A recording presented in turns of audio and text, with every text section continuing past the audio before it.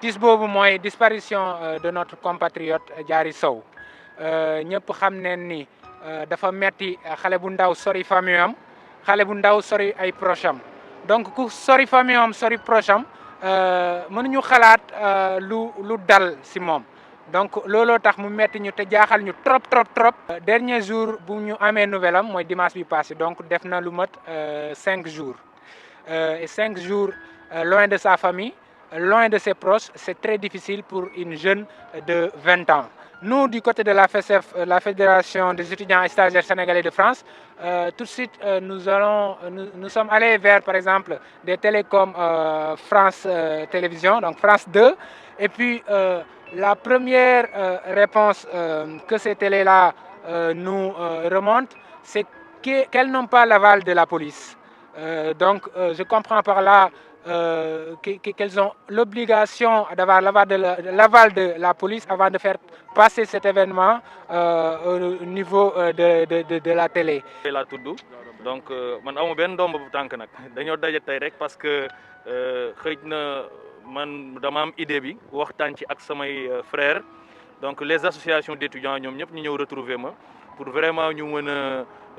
def une action parce que nag mbir yi muy commencé ëpp loxo bi Diary demee ba tey mënuñoo am benn nouvelle te ñun ñëpp dañoo jaaxle lekkatuñu naanatuñu guddi duñ nelaw ndax ku xalaat tey ci yan condition la war a nekk rek yaakaar naa sa yaram dina daw. Europe actuellement sedd na trop ki nekk néegam sax am chauffage dafay souffrir waxuma la koo xamul fu mu nekk est-ce que mu ngi lekk est-ce que mu ngi naan est-ce qu'elle est bien portante. Tout ça ce sont des questions yoo xam ne ñu ngi koy posé wu pour vraiment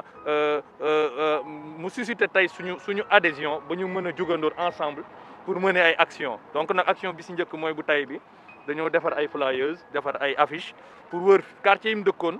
pour informer nit ñi de sa disparition. xëj na loolu suñ ko defee ba nit ñi partagé ko ci réseau yi ba nit ñi communiquer ci dina tax suñu autorités yi fi ñu toog ñoom it ñu jéem a jug wax dëgg yàlla pour def dara ndax actuellement même si nee nañ ñu porté nañ plainte police deful dara yaakaar naa ni nag sous la communauté sénégalaise bi nga xam ne elle est bien présente en France ak Paris suñ mettre la pression nécessaire je pense que presse bi dinañ ci wax je pense que aussi suñu autorités yi dinañ jug ndax pas mal de fois gis nañ fi ay tubaab yoo xam ne réer nañ waaye bi ñu réeree automatiquement da nga koy gis ci télé bi gis police di ci wax mais ça n'a pas été le cas pour notre compatriote te loolu la ñuy dénoncer moo tax ñun ñu jug nag comme que faalewuñ ñu jéem a def li nga xam ne moom moo ci war pour ñu retrouver Diary. officiellement amul autorité bu fi ñëw pour bokk ci manifestation bi dégg nañ aussi tamit am na ñu fi doxantu ñu bokk ci autorité consulaire yi voilà présenté wu fi voilà mais c'était pas carrément pour être avec nous mais peut-être dañoo ñëwoon pour xam ci lan la ñuy dox.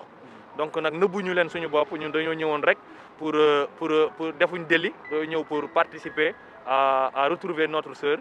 def nañ ko nag une première action mais duñu limité wu ci lii incha allah dinañ def le tout pour mu am suivi te nag ñun sax dinañ décider lijjanti ba porter plainte ñun tamit nga xam ne bu boobaa dossier bi kat police dina gën a xam ni c'est sérieux parce que jàpp naa ni peut-être xam naa benn plainte bi moo leen doyul mais suñ gisee ni sénégalais yëpp ñu ngi dem di ci wax dëgg fa yàlla incha allahu rabbi dinañ ci taxaw ci nu mu waree. Et aujourd'hui plus les jours avancent moins on a de chances de retrouver notre sœur.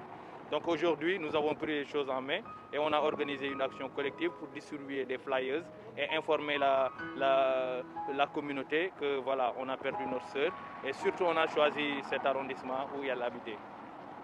Qu'est-ce que vous attendez de cette action? Qu'est-ce que vous demandez aux autorités? Déjà on a prévu de venir ici parce que c'est le quartier où elle habite. Donc son école et aussi bien que sa résidence aussi se trouve entre le 5e et le 13e arrondissement. C'est pourquoi on a ciblé ces deux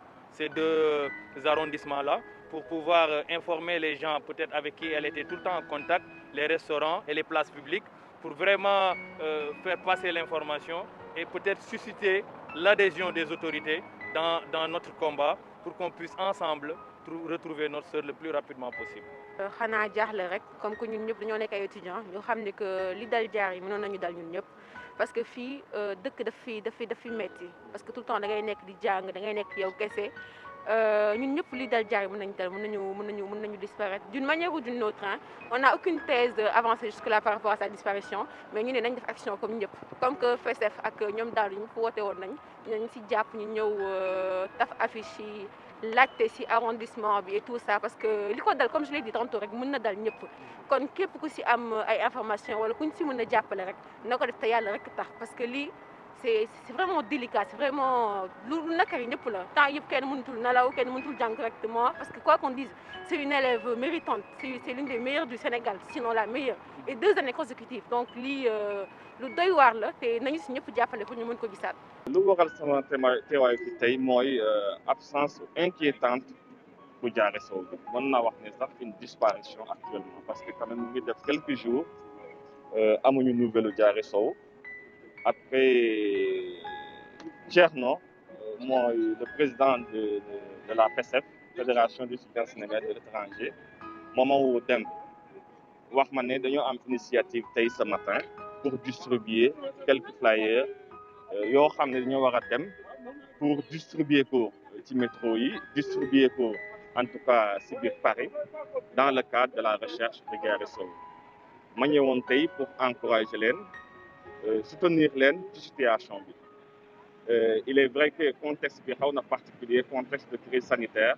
mais malgré tout am na ay compatriotes yoo xam ne mobilisé wu ñu tey pour vraiment